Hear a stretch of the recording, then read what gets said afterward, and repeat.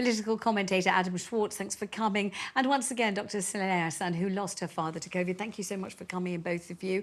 Why don't we start with you, Adam, because I haven't talked to you about this before. So Boris Johnson, obviously very emotional, recalling his own time in intensive care.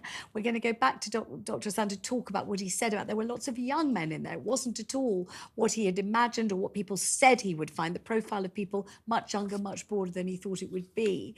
But then he got cross about the representation of Partygate and what was actually going on at Number 10. So do you think that he has grounds to be short-tempered and aggravated by this, or do you think that actually what was said was accurate and he doesn't appreciate how offensive what happened was to so many people?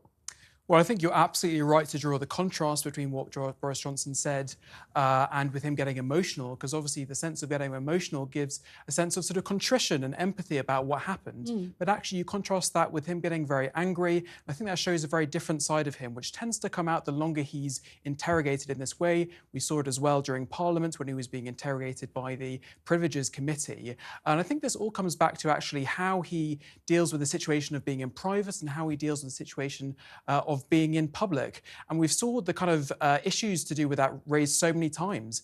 For example, it was shown to him some evidence that said that he had said in a meeting on the 19th of March, why are we destroying everything for people who will die soon anyway?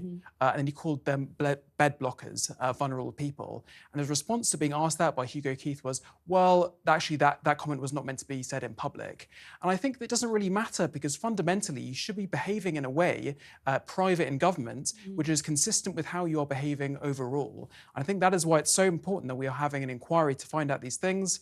And I think really, it's so important on days like this of heightened political theatre, when we have a former Prime Minister being interrogated in this way, that we remember what this inquiry is really about. And that is to examine the government's response to COVID, to understand what the lessons might have been learned for a future pandemic, and in doing so really provide some answers and hopefully some closure and some sense of accountability to the millions of people across the UK who've lost loved ones to this horrible virus. Well, Dr. Ahsan is one of those people, not just a doctor. She was explaining yesterday that at her hospital they lost something like 30 patients, but also her own father. So you're everything, the doctor, the patient, the person, to whom in a way this whole inquiry is directed, to see whether you understand, whether you're getting some kind of closure, and also whether medically we're learning anything so it doesn't all happen again, heaven forbid. So when you saw Boris talking about intensive care, his experience there's nothing like thinking you're going to die in St Thomas's Hospital and people striving to keep you alive. And he did say when he came out, didn't he,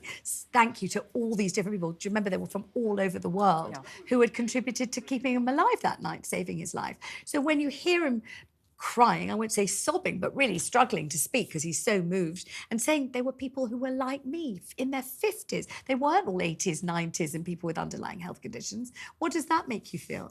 And that's precisely it, Vanessa. When I first heard, I was watching Boris Johnson when he was ill, when he was diagnosed with COVID, and he was continuing to work. And I couldn't watch him through my doctor's lens thinking, gosh, he does not look well. And then he ends up going into hospital. And at that point, I thought, part of me thought, and I can't help it, oh, maybe now he'll understand, because there is nothing like going through an experience. We, within the healthcare profession, can keep trying to explain what it's like. We can show you the figures. I even made films about it to show people what it was like. And then I thought, my God, the Prime Minister of the country has actually got this disease, and he's got it in a really severe way. He's critically unwell. That's why he's in a critical care bed.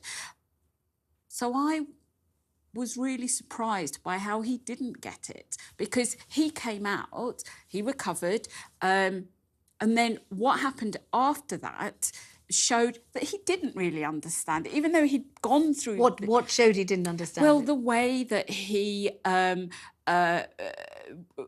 let's talk about the delayed lockdown, looking for other alternatives, getting people, we talked about the Barrington Declaration yesterday, getting epidemiologists who were signed up to that to come in to give an alternative view, sort of the fringe approach as to how we should tackle this when the numbers were starting to go up. The Eat Out to Help Out campaign, which also led to a spike.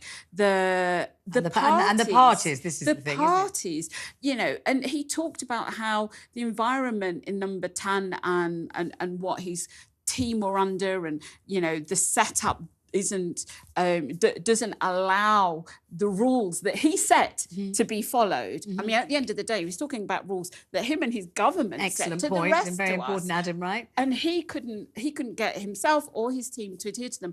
Well, we were in hospitals. It made me think today about the meetings that we were having and the handovers that we were having around the clock. And what about the leaving parties that you weren't having? We weren't having leaving parties. We weren't even having tea breaks. We had a rota as to how many people could sit in the tea room.